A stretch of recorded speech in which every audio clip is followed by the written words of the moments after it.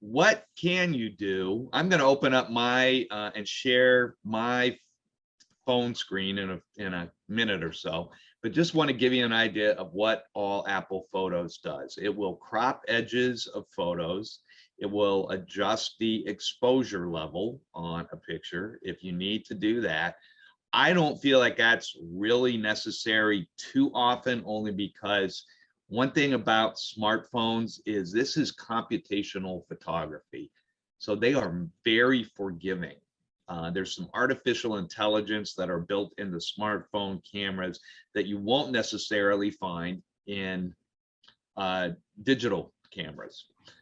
So you've got a lot more automatic correction that's going on, but it will adjust the vibrancy, and I really had a lot of typos here. It will make them more vibrant and rich. It will adjust highlights, shadows, contrast, and color saturation, and the tint and the temperature of the photo. You can also adjust the sharpness if you want to add a little more definition to the photo. And also, one thing that happens sometimes with there are a few things to understand about smartphone cameras. Is so much of the quality of the photo in terms of the smoothness, the resolution, it depends on the size of the sensor in the camera. So that's why sometimes if you see a big poster size picture hanging on a wall or something like that, and it's really, really sharp, no real graininess or anything like that, that means it was taken with a pretty sophisticated, advanced digital camera, chances are. The sensors in those are pretty big. Sensors in smartphones are pretty small. So even though you get a phone that, the iPhone right now still only takes pictures at 12 megapixels. A lot of people get hung up on the megapixel count and think the higher the megapixels, the better. That's only one factor. The sensor size on the camera is a big deal too, because that will determine how much light is flowing into the lens and ultimately onto the sensor to get the picture. And the more that you can get in there, the more that you're going to get a quality picture. So sensor, the fact that the sensor size on a smartphone camera is inherently small is going to limit how sharp that picture is going to be. So especially in low light, or especially when you are maybe zooming in on something from a distance, the more graininess you're possibly going to get. In fact, in low light, it's a lot more likely you're going to get some graininess in that photo. But there is a tool called noise reduction that will get rid of some of that for you. So I'm going to be sending you some class notes, which will include a lot of it'll list all of the editing functions on the smartphone, on your iPhone, with a little bit of description on what each of those does. But I want to provide you with a little bit of look-see at what we're talking about here. So I'm going to go ahead and share my phone screen.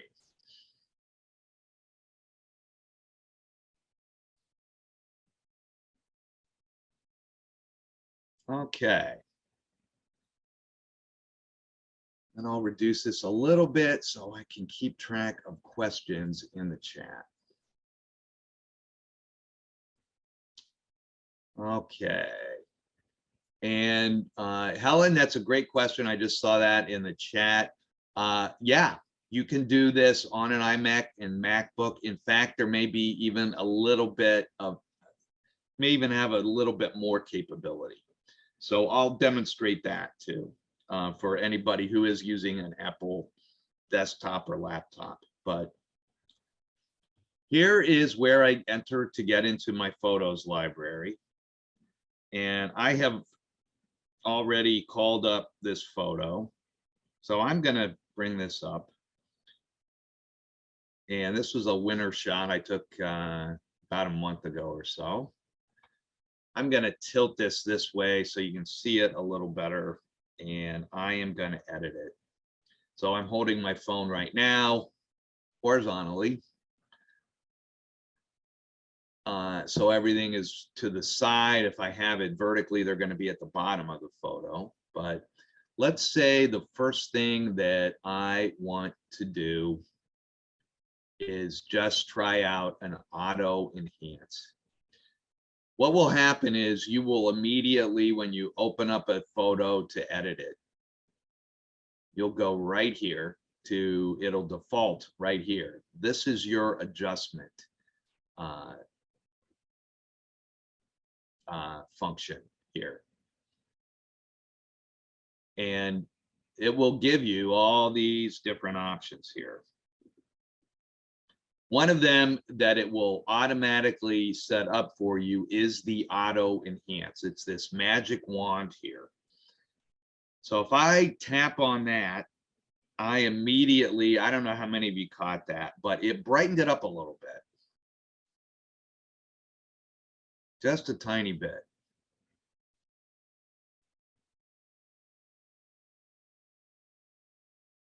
Question, Scott. Yeah. How did you get to the tools on the side? Because I pulled up the picture, but it didn't, and I hit edit, but I didn't get all the tools on the side. So it might be at the bottom. I'm holding my phone horizontally right now, which is what you're seeing on the Zoom screen. But if Okay. I am calling it up to edit on my phone, I'll be holding it like this. Okay, this is the vertical orientation. Okay, got you there. That's what happened. Yeah. Thank So you. now you might see them down here. You seeing them down here, Helen? Yes, I see that now. Thank you. Okay, yeah. Okay. I just tilted it this way because I thought it might be easier to see. It allows me to get this a little larger. Could you do the auto again, please? Yeah, you just hit auto, like this is a little delayed here. Okay. But if I hit that, it will just brighten it up a little bit. It's hard to see the brightness with the black and white, but thank you. Yeah. Let me get a different photo. This one probably isn't the best to demonstrate. Okay. I'm gonna go to my GetSetUp file. There we go. Okay. So this is a little bit delayed here, but I'm getting out of this photo and opening up a new one. Okay. So if I go to edit and open that up to get edited, what will happen is, okay, come on, here we go. So here you might really see the difference. It really brightens up in a very subtle way. It will brighten it up a little bit like that by using that auto. Sometimes that's all you're going to want to do. That may be all that you care to do with a photo. And that does a pretty nice job. It's a really nice, quick way to just make an auto adjustment. You can also go, now I mentioned the exposure. I'm not a big fan of adjusting the exposure, only because I think for the most part, the phone is pretty good at just reading the exposure level it needs and getting it right. But if I do that, here's an example where the next function up may be what I'd rather use.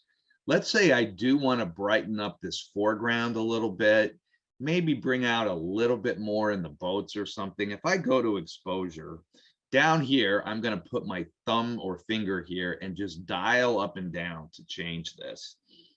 But what happens is I really like that detail in the clouds. But the more I do that, the more it starts to get really washed out. You're going to see this in a second. You see what happens there? I don't want to lose that. So instead, I'm going to go over here to Brilliance.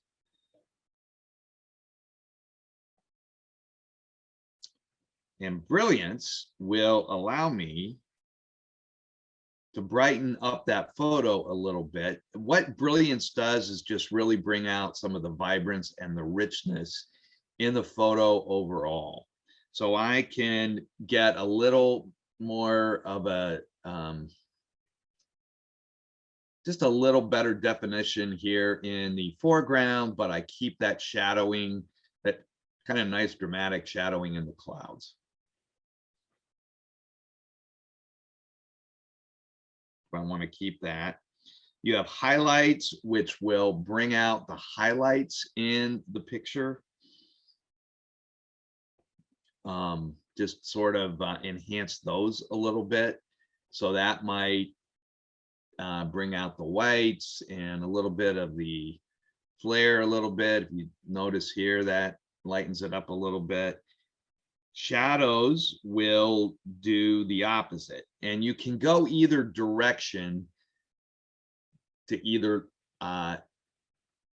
sort of brighten the shadows or darken the shadows.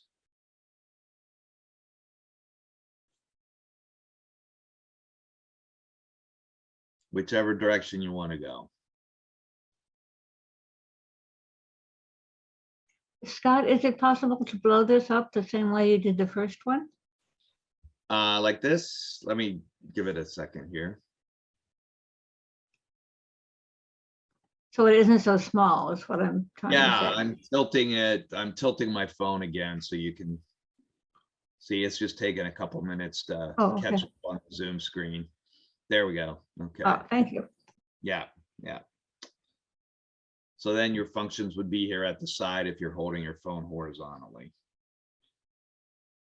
I also have contrast, which will allow you to add more contrast between the shadowy areas and the highlights of the photo. Sometimes that's a neat effect to apply because it allows you to really add a little more drama to a photo.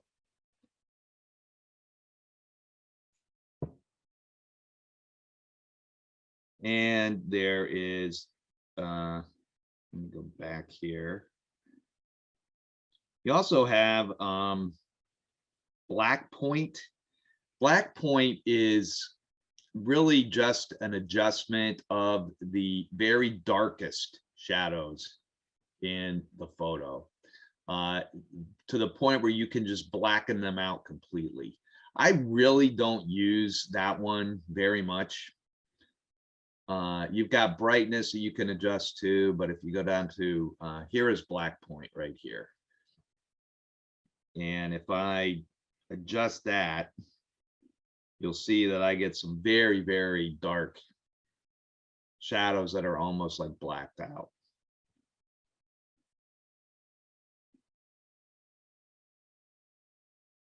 And you've got vibrance and set color saturation, which will just kind of enrich the color in the photo.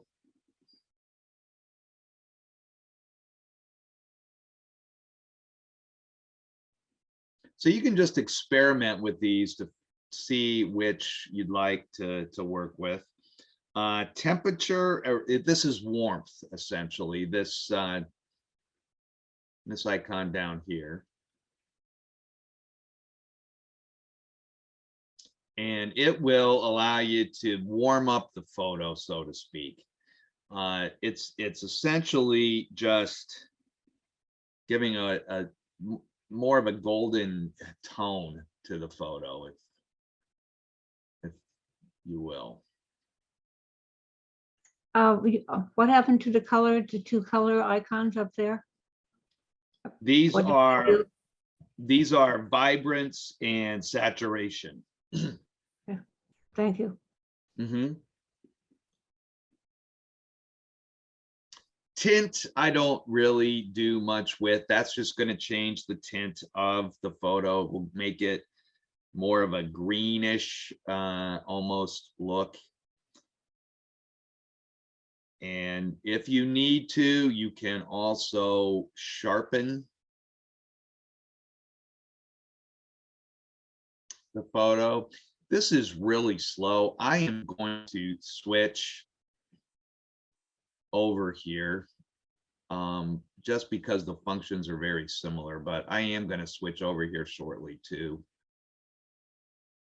my desktop. So this goes a little faster because this is a little delayed here. Sometimes this app I use delays, but that's the tint. You'll see it sort of changes there. Definition and sharpness are both designed to just kind of sharpen up the photo. And then if you do, I'm just looking in here, this is fairly sharp, but if you do need to reduce the noise in a photo, noise reduction is what can remove a lot of the graininess and give a little more smoothness to the photo. So I've just added there to the sharpness a little bit if it catches up here.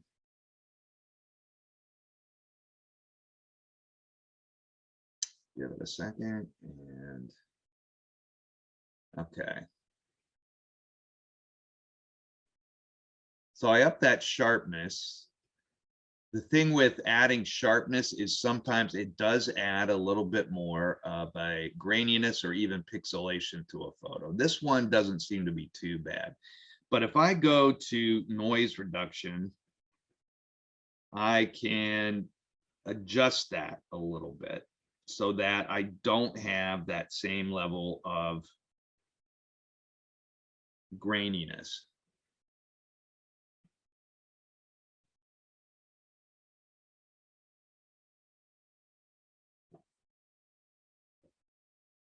Oh, wait a minute or so to see. There we go. So you start to see,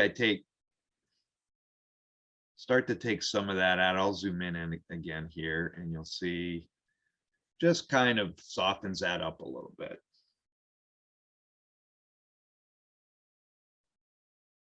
And then you also have a vignette function. That's the last one on here. That will just add a nice little vignette, either dark or light, depending on which direction you want to go here.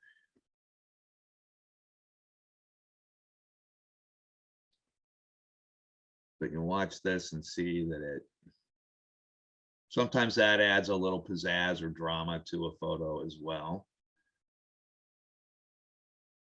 And if you go the other direction, it will lighten it up a little bit on the edges, add a little bit of dreamy white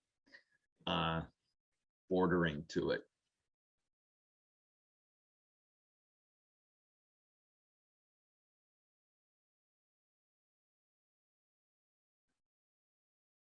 So those are just some of the simple adjustments that you can make. Any questions on those?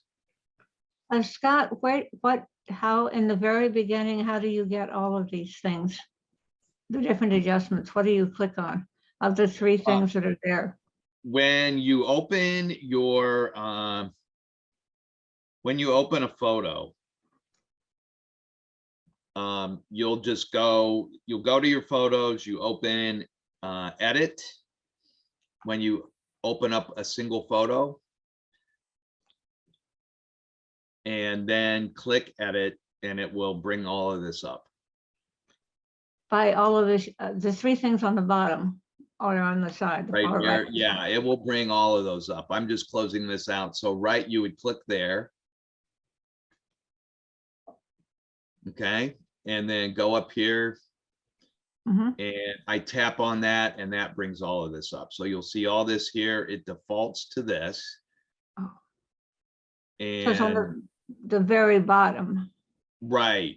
You don't If have- you're holding your phone, upright or vertically, if you tilt it horizontally, that's what you were seeing on the screen, Kathleen, that will, then these will be at the side and you'll have a bigger view of the photo that way.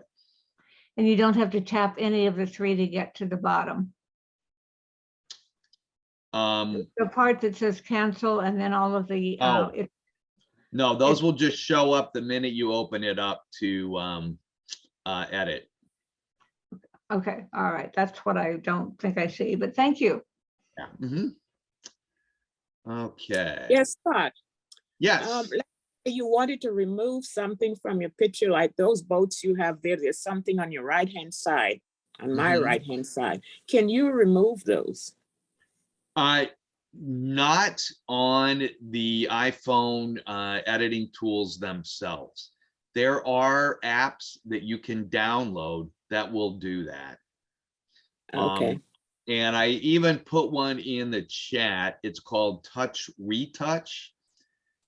I think somebody else was asking about that. So if I just dropped that in there, and I am doing a class on that very question coming up in the next couple of weeks, I think, on removing objects from photos. I mean, there are some apps that could almost allow you to remove an entire person from a photo if you want. Some of them are free, but they throw ads at you. The one that I dropped in there, I really like a lot. It's called Touch Retouch, and it will do a pretty nice job doing that. There are a couple of tricks you might want to learn how to do, which in that class I show you how to do that. But that one costs, I think, $4, just a flat $4. And I believe it works on both. I have it on my iPhone, but I think you can use it on an Android device as well, for anybody who might be using that. That's a mobile only app, but it will do that for you. Okay, thank you. Scott, Yes. Scott, I was just thinking that the previous question, when you see the icons below the photo, I don't know if she understood that you have to swipe left to see the rest of those options. Oh, right here. Like Yeah. auto and okay, that I didn't understand that. Okay, thank you. Yeah, I don't think she realized you had to swipe left. Okay, so that's what you do, Kathleen, is you just keep swiping left to get to all of these. Oh, thank you. Yeah, Yes, yeah, sorry about thank that. you. That's okay. No, thank you, whoever, I think it was Joyce. Thank you, Joyce. Yeah. Scott, what is that pencil on the top or that marker? That allows you to mark this up, which I don't know if you would want to do. You could add a little, say you want to make this light, you could, whoops, I don't want to do that. You could just write on this, I guess. Although I've never really done that. Yeah, there you go. I could write my name on this or something like that if I wanted to. Sometimes I use it for dates if I can't remember what date it was. That's a good idea. Yeah. Yeah. You can add the date or other notes through the caption feature on the photo. You don't have to actually write it on the photo unless you wanted to do that. I've been doing Yes, that more and more. yes, I've done that too. Yeah, that's true. And that's if you feel the need to do that. One thing to keep in mind is that when you take a photo with your iPhone, that date is automatically captured. It's something called metadata. So if I open a photo and I go down here to where this little eye is, and I open that up, you'll notice here, that is showing me the date that I took this picture. And it. Oh, that's good to know. Yeah. Yeah, that's good to know. Yeah. That gets automatically captured with any photo you take on the phone. It will also capture the device you use to take it.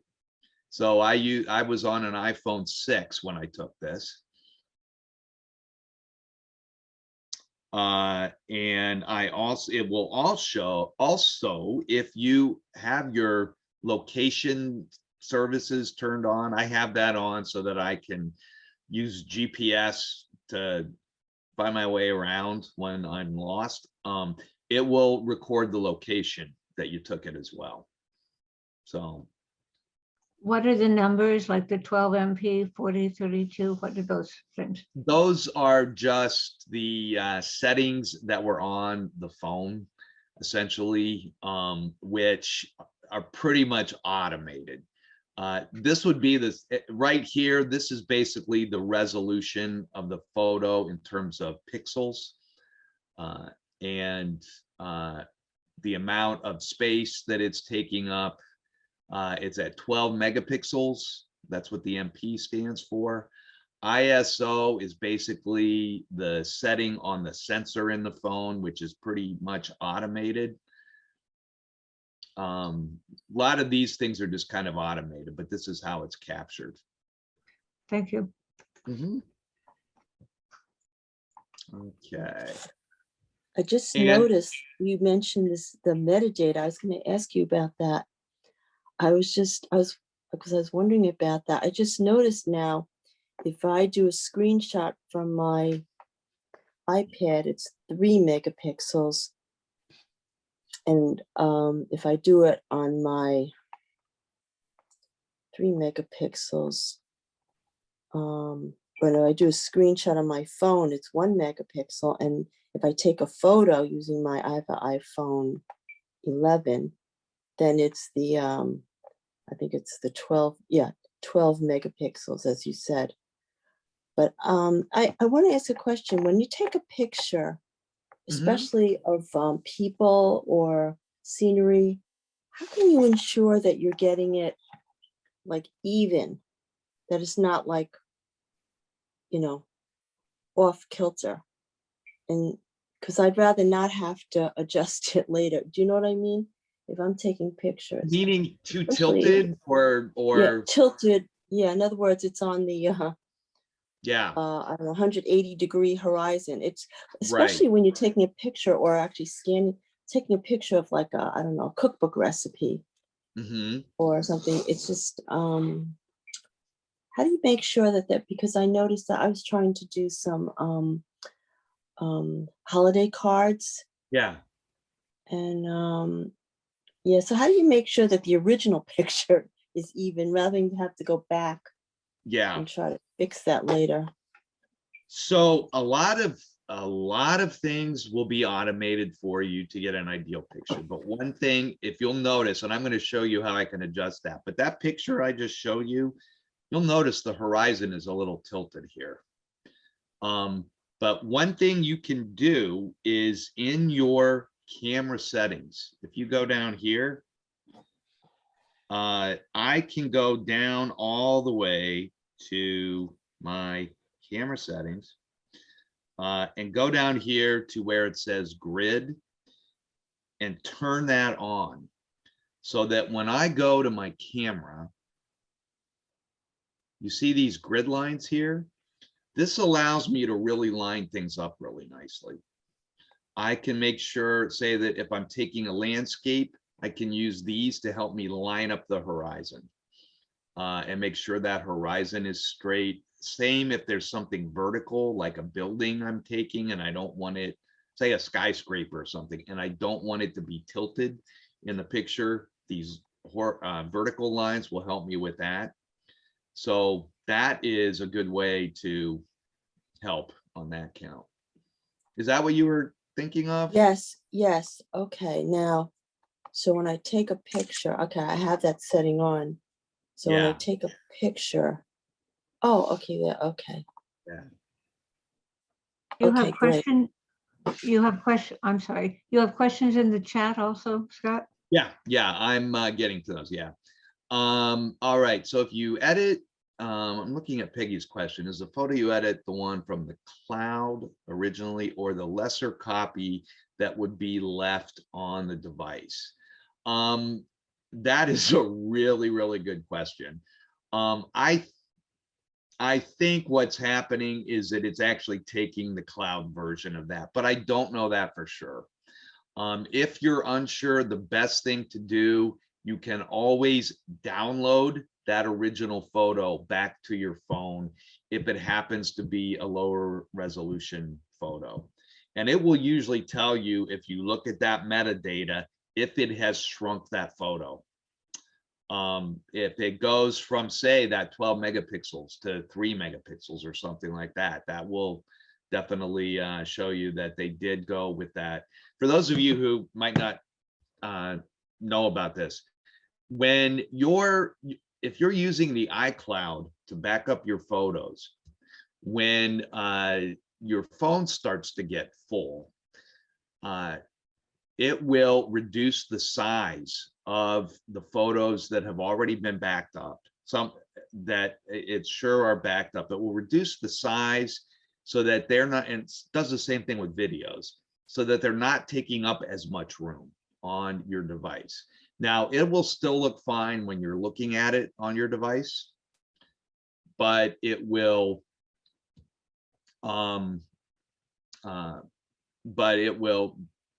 be a lower resolution. That original resolution of that photo, with all the detail and everything, will still be in your iCloud. So you would just to make sure you could download it. Whoops, that's gone. The other option you have is to, and this gets to Helen's question that came up. I'm on a MacBook. So if you're using a Mac, you'll see here that you've got photos right down here.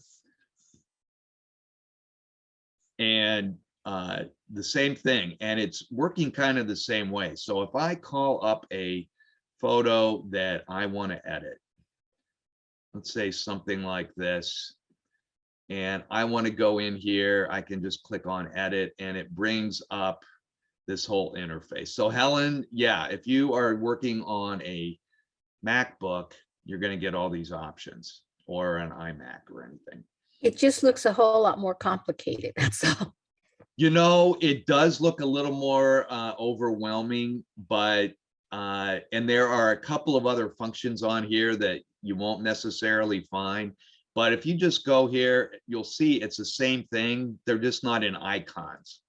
So brilliance and exposure and things like that. Mhm. Yeah. So it looks kind of intimidating, but it's for the most part the same thing. Okay, Yeah. thank you. Yeah. And is there a way to switch back and forth before an adjustment and then after? So one thing that you can do, let's say I up the brilliance of this, I can revert to original, but so you can toggle back and forth just to test something out. Also, I want to let you know that anything you edit, you can save as a copy if you want to do that. Let me open my phone up again to show you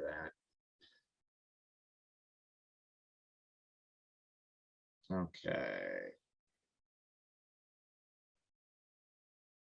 If I do edit a photo, I can go in here, and so here I've edited this a little bit. I'm just going to do that adjustment.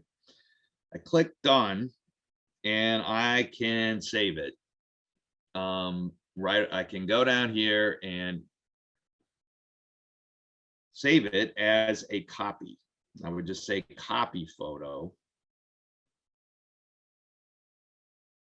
If I want to keep that original visible very easily. But say I just keep this as is, it's just going to stay like this. But if I call this photo up later, you'll notice down here it says revert. I can revert to the unedited version.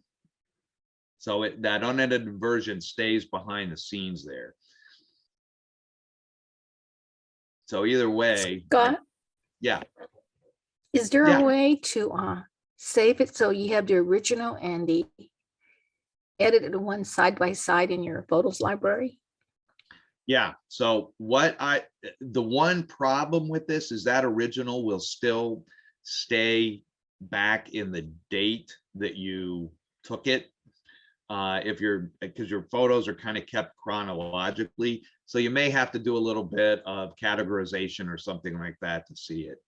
But yeah, you can, if I would go ahead and edit this and save it, then I could save a copy of the photo and go back to my photo library, and it's probably still even that edited version, because it's using the metadata, it's going to keep it in the chronological order. So it's going to stay in. So if you can locate that photo again, probably the two copies will be side by side.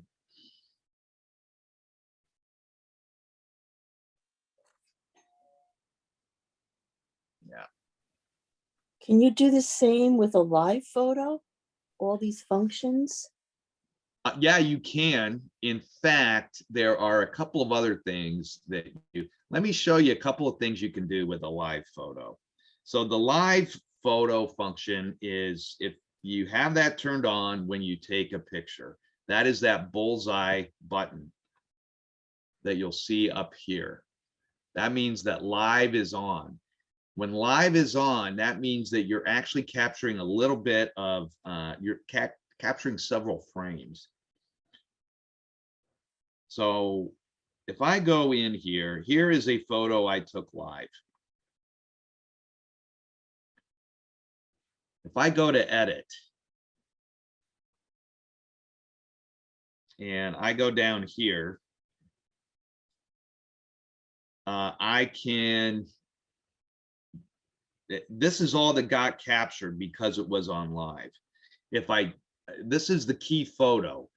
The key photo means that if I share this with anybody, that's what they're going to see. They're not going to see all these other frames. If I post this to Facebook, for example, this is what people will see. All of the rest of this stays on the phone, but I can change what the key photo is.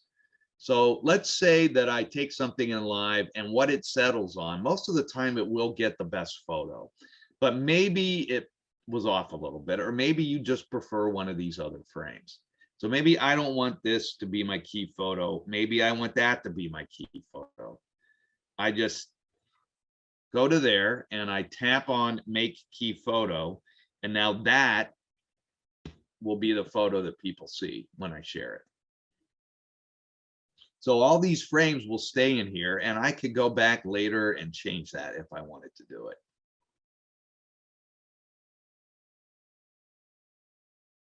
So that's the live function on there. Question, Scott? Yeah. So is a live photo like a burst, where a burst you can just select the one you want to keep and then delete the rest, or on a live when you have to keep the whole, all of them? Live. So live is something that Apple added, I think, with like the iPhone 6 or iPhone 7 or something. And at first I thought it was just a gimmick and wasn't really all that useful. And then somebody pointed this out to me, which I didn't even know you could do.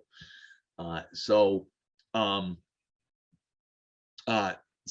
unlike doing a burst, these will all stay here. With a burst, this isn't the same as a burst. A burst will just take a series of frames in quick succession to help you get that great single shot that you can then keep. This is more of a, it's sort of a newfangled type of image that is technically an image, but it almost looks like a video. So you'll notice this. If you've ever taken a photo and you've had the live function on unwittingly maybe, and you open up the photo, you see it move a little bit. That's because you had live on. Is it good to have live on all the time, or should it be off? You know, the one thing that has been confounding me a little bit, I'm on an iPhone 11 Pro Max, is I keep thinking I've turned live off and it just sort of automatically comes on. So I have to really be conscious about turning it off. You know, I have a lot of space on this phone, so I don't really worry about clogging up my phone. The other thing too is that you do have that automatic management of the photo size, but you know, technically this is adding a little bit more to the memory capacity on your phone. So, but you know what? It depends on how much control you want over each photo that you take. It could be that if you know, if you're taking a very still landscape, chances are you really don't need live. But this is a little, you know, boy, right? And they don't stand still or sit still. So I am gonna want to get I want the best opportunity I can find to get an ideal shot of him. So this will kind of help me assure that if he is moving around a little bit and I don't have the burst mode on the phone, that I'll still get a pretty nice shot of him. Thank you. Yeah, yeah. Scott, where do you have the control for this? Where do you find the light putting on and off? So if you go to your camera settings right up here, Josie, if you'll see this, if you tap on that, that will turn it off. I just tap, it's this bullseye type icon. If I go up here and just tap on it, it will turn off. Where is burst? Burst is something that you would use to, you have on your settings. If you go to the settings in your camera, you can set it to do volume up and it will give you that burst function. You can set it to So- what? So Oh, if I go volume. to the, Okay. if I go to the settings in my phone and I will go to use volume up for burst, then I just have to, if I want to take a burst of photos, say for something that's moving really quickly, I just click the volume up on the side of my phone and it will do a burst. Oh, thank you. Okay. Checking some other. Okay, a lot of questions here in the chat, so let me get to these. Yes, Peg, the functions are the same on your iPad. You can open up your photos on your iPad and you'll have all these same editing functions. If you're on, as I just showed you, if you're on an iMac or MacBook, you'll have that same Apple Photos function here. It's an app on your computer. If I open that up, these are all photos that I have taken with my iPhone. Because I'm on the iCloud, it's just syncing here. So I am seeing everything that I took with my phone. So I can take a photo with my phone and then do all the editing on my MacBook or on my iPad. Thank you. So Scott, since you showed all the pictures there, is there an easy way to get rid of duplicates? You know, so that it's not a project for the rest of my life. Yeah, you know, the best way to do it is just to do a search, which you can do. There's some automatic tagging on the photos. It'll tag by category. So if you go in here and say, I am going to look for pictures of, say, flowers, and if you see some duplicates in here, you can delete them that way. There's also an app you can buy called Gemini for iPhones. There is a different one. You can just search in the App Store. Well, yeah, we're all on iPhones, right? So there's one called Gemini 2, I think, that you can download to your phone. You can also find it other types of dedupe apps that will go through and they will identify duplicates and get rid of them. The one thing to keep in mind, if you're using any other type of app besides what your normal editing functions, it will save it as a different image, and therefore it will not read it as a duplicate. So one thing to keep in mind if you're saving both originals and the edited versions.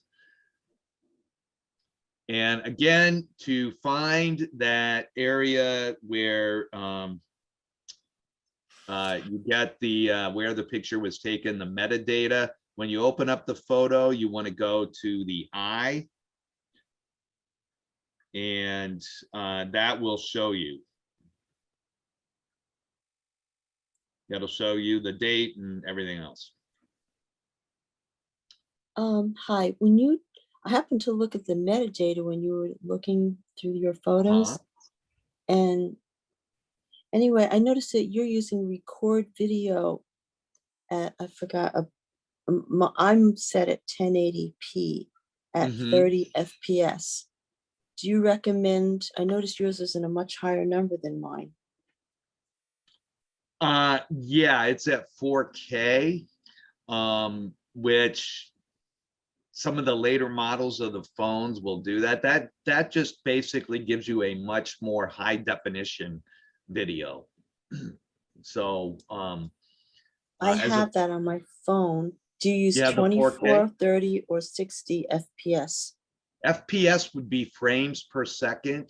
So the higher the FPS number, the smoother that video is going to be. So if you do something at, say, I think the highest might be 60 FPS.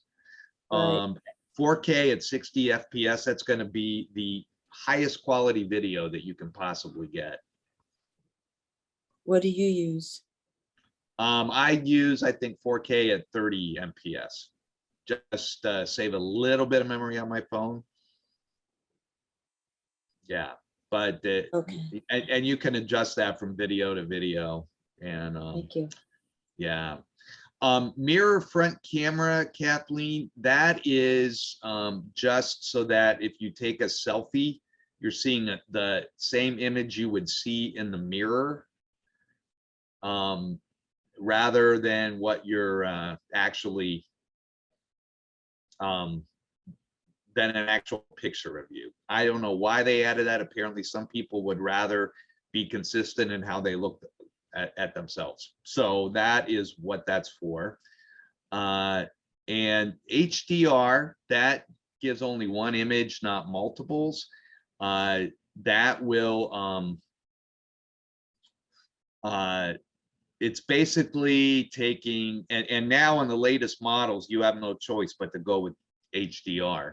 But it's basically just taking within milliseconds, 3 shots at 3 different exposures of whatever you snap that shutter button to take, and blends them together to get you a really high quality photo.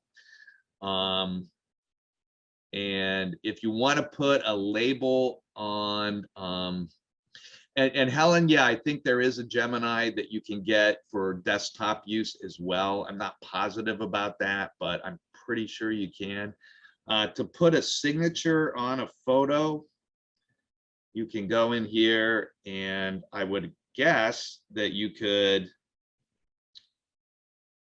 go up here and write that in. And choose the color you want to use for that pen. And you maybe want to blow that up a little bit to keep it small if you want to do that, but that would be one way to add a signature in. Scott, along the same thing about signatures, we just took a trip, and there were a lot of nature pictures. Yeah. And the official photographer on National Geographic, at the bottom, they have the little copyright thing that's typed in, or they have at such and such, a hashtag type thing. So how do you get, I don't think they went in and individually labeled each picture, but is there something in their camera system that automatically puts that imprint on it for them? Not that I know of, but there are some apps that you can download that would do a little bit of a watermark. And a lot of times people will put photos up for sale, but they'll put a watermark on it so that people just don't download the photo and not pay for it. If there's a watermark across the photo, they're not going to want to use that, right? But you Right. can create a watermark that just sits at the bottom of the photo with your signature or maybe a little copyright notice. There are a lot of those out there that are just apps that I've got. I think a couple on my. I don't really sign my photos, but there are some of those out there. Well, it was interesting because and somebody that was part of the trip took a picture, of a rare pink dolphin that just happened to come out of the water. And Yeah. another traveler wanted to use it on her blog. And a lot of people thought that was a real no-no because it wasn't her picture. So they Yeah. were thinking of ways to put a watermark or a copyright on it. But I guess it's just as easy if they really wanted to, they could crop it off too, the signature at the bottom. So, They could. Yeah. It's really, really hard to control all that in the digital age because it's a quick click or drop and drag from the internet onto your computer when it takes somebody's photo. Yeah, it's not even kosher, though- Yeah. Yeah. So sometimes having I'm that just signature wondering. there really helps. Yeah. Yeah. Thank you. Yeah. So we're about out of time. A reminder again, next Friday, please feel free to come back. If you've got other questions, I can go over some other things you can do with your photos on Apple Photos. And that class is on Friday, March 4th at 11:30, and I'll be doing that every Friday. It's a 30-minute class, but it's just designed as you run into questions about the iPhone camera or Apple Photos, anything like that. This is just a nice way. It's almost like I'm having office hours, except it's a half an hour. So please feel free to just drop in as needed and let me know what I can help you with. Again, just the takeaways, you can open up the edit function for any photo you have on your device, crop edges, you can apply filters, which I wasn't able to get into too much detail on, but the adjustment tools are really, really helpful for just making some simple corrections.